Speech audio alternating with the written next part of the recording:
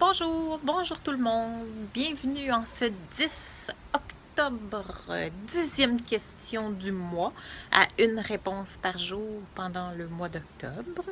Mon nom est Chantal Brault, néo-sexopédienne, spécialiste en savoir-faire et en savoir-être sexuel et spécialiste des sens et du plaisir. Aujourd'hui, la question c'est: est-ce normal de toujours avoir besoin de fantasmer pour réussir à jouir? Ça, c'est la question d'aujourd'hui. Bonne question. Vous avez des bonnes questions, hein? C'est intéressant. Merci pour vos questions. Ça me fait vraiment plaisir de les entendre et d'y répondre. Il reste encore de la place d'ici la fin du mois si vous avez d'autres questions. Donc, partagez-les-moi.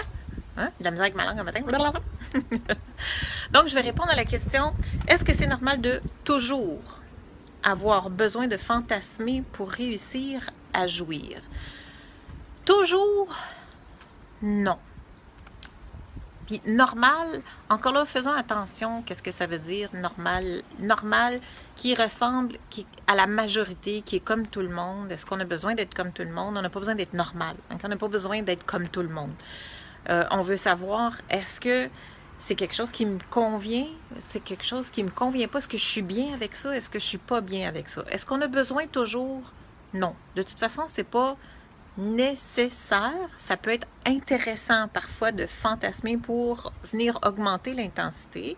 Mais quand on a besoin absolument de fantasmer pour arriver à jouir, c'est que ça cache quelque chose. Okay?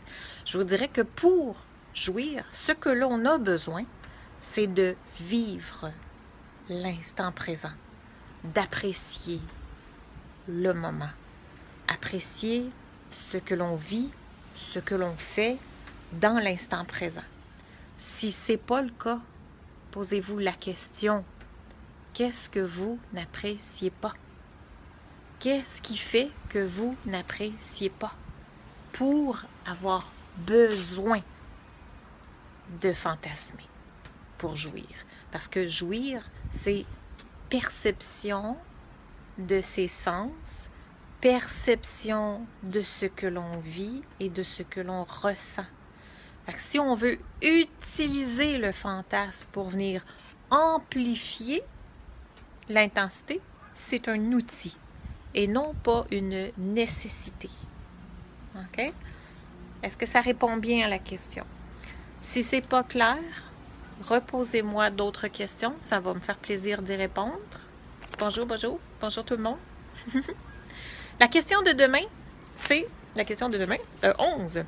Que faire lorsque ta libido est au top, mais que ton partenaire est en panne d'érection?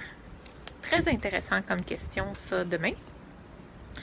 Si vous pensez que cette réponse peut servir à quelqu'un, je vous invite à la partager. En attendant, juste un petit mot avant de vous quitter. Hier, j'ai donné une conférence à Shawinigan. C'était fantastique. Merci.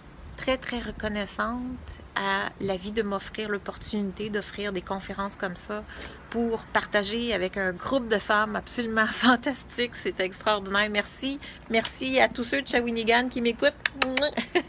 Je vous embrasse. J'ai eu beaucoup de plaisir avec vous autres hier. Ça a été très, très intéressant. Et je vous dis à demain pour la prochaine question, que je répète, est: que faire lorsque ta libido est au top et que ton partenaire est en panne d'érection? À plus! Bye bye, gang!